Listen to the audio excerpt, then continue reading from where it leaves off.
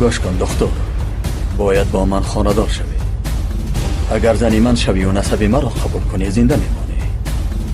هم مردن و هم زنده ماندن در دست خودی توست. انتخاب کن. عشق فرهاد و اصلی به مانند آتش در درون بحر، سفید و سیاه و عشق آفتاب و ماهتاب امکان پذیر است.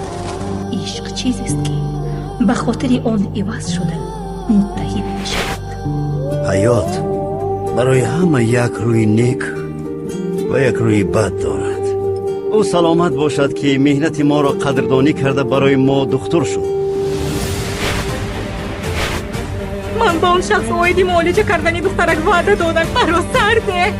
در حیات باری اول تو برای شخص به‌حیثیت ترین رو میبینم. سخت اشتباه کرده دکتر،